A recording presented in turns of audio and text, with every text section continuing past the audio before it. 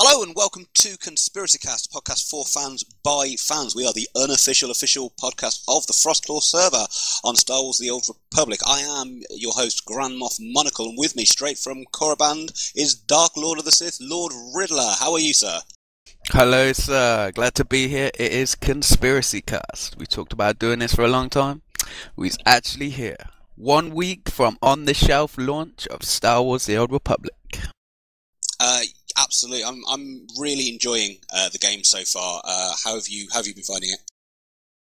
This game is immense. It's the old saying, if you only buy one game this year, you should be buying this game, and the year's nearly out, so you gotta get there fast. Yeah, it's not perfect by any means. I mean, there are bugs, and like I say, it's not perfect, but it's very, very good. It's very solid. It does what it does very, very well. One of the biggest complaints on forums, though, has been the level of queue times, especially for the initial servers.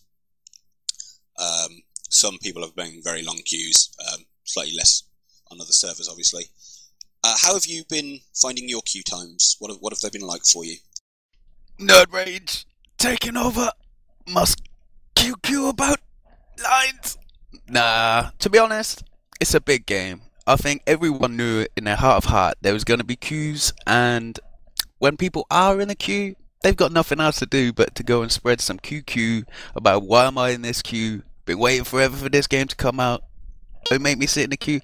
We're all going through the same thing. We all know there's going to be queues. It's launch, and to be honest, I think this is one of the best launch, if not the best launch of an MMO that I've seen this far. I certainly agree with what you're saying there. So I mean, you look at the server stability. I haven't had a server crash once. Every time I've been on, the game has been stable. I personally haven't had any lag. I heard a couple of people complaining about lag a day or two ago. It was only very briefly.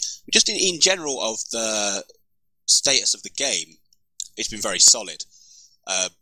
We know that in North America alone, of just pure box sales, not including digital, they had over 900,000 box sales. So God knows what the full number is. I've been hearing like 1.5 million people worldwide playing it. It's certainly a very popular game. If you compare that to, say, World of Warcraft when it first launched, they had about, I think it was 300,000 box sales, with 200,000 characters being made on the first day. And for anybody that played World of Warcraft at launch, even for the first, say, sort of 4 to 5 months, there were queues just as long, if not longer, than Star Wars, and constant server crashes and lag. So I don't quite understand what people were expecting, but the level of rage on the forums has just been immense. I mean, I remember my personal favourite title of one was "This Day Will Scar BioWare." I was like, okay, could your vitriol just be a little bit higher there? But I really don't have a problem with queues at launch. Obviously, in a few weeks' time, we expect it to calm down. It has already started to calm down significantly. They'll open more servers. They have been opening more servers. And to the point where I was on yesterday at peak times, I think I had maybe a 10-minute wait. But today, I had no wait time. And the day before that, I had 0 wait time. Have you found your queue times been going down? Or how's your experience been? Oh no, I'm in the queue. To be honest, my friend, queues, when the pre-launch was about, there weren't any queues, and as it went on and on and on to closer to actual shop launch day, the queues got bigger. And then on launch day, the queues were pretty big, but you would expect that. And a few days after or so, you might have see them hitting 1,500, maybe a bit more, but it's only at peak times that you see it now. And to be honest, 7 days after actual official launch, you're seeing queues. I remember when we was playing League of Legends, that game has been out for years and people still sat in queues all over the place, but you get there in the end. Yeah, every game. I mean, when we were playing Rift, what was the name of the first event? Was it the Demon Soul? The very first big event that they launched. I remember I had a good hour and a half long queue just to get online just so I could look at the content.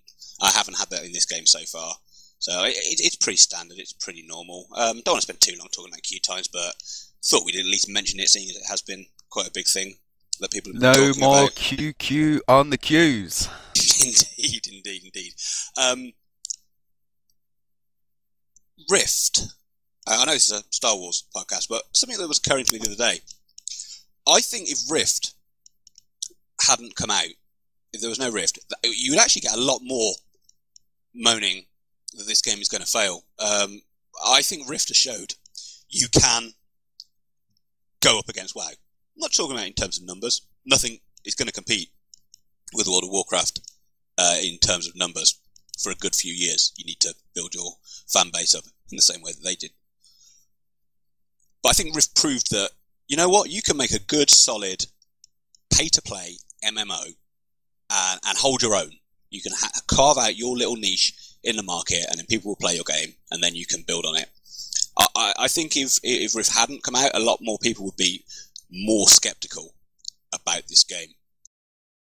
Oh, indeed. When I see Rift, I was in two minds myself. I was like, should I get it? Should I play it? Will it be another WoW clone? But ended up getting it. We spent a good few time on that, and there is still people from our guild, like obviously Techless and Kaduta. I think they're still in it. They're still playing it. Obviously, Techless has come across the Star Wars. Hopefully, he can convince Kaduto. But it was a little Samson Goliath fight. Nobody ever thought he would go down, but rock to the head, he's going down, and then that's what these little games show. Rift has shown it, and obviously now with Star Wars, people are flocking across. I have no idea what must be going through the minds of the developers of World of Warcraft now. They must be quaking. Their people lost. They was going out the window. Now the window's gone. Everyone's falling out the building. Well, I mean, I don't know if they're quaking in their boots. I mean, I personally believe nothing will kill World of Warcraft except World of Warcraft. When they decide, right, it is time to stop supporting this game because we're moving on to a new MMO. When Blizzard decide that, then that will only Warcraft is the WoW killer. This game certainly is by no means a little game. Anywhere from 150 to 250 million pounds has been spent on this game. You certainly can see where the money's been spent. So it's certainly not a small game, but I would imagine they're definitely looking at this game, and because it's an alternative. It's something for other people to do, which hasn't been around for a while. Even Rift, as I said, it can hold its own. It is still a fantasy game. Everyone loves Star Wars. Your mum loves Star Wars. Your dad loves it. They know Star Wars. Star Wars has been around for so long. It's got such a rich universe, story, environment. It's limitless amounts of content, patches, flashpoints, operations, quests. They can put in everything. What has World of Warcraft got? Kung Fu Panda. I mean, it's all going downhill for them. Who thought about Kung Fu Panda? Come on. Yeah, I remember when I watched a little bit of footage from the BlizzCon when they announced. That was, I thought that, I was like, hang on, I've seen Kung Fu Panda. It wasn't a very good film. And then, like, oh, and now there's Pokemon.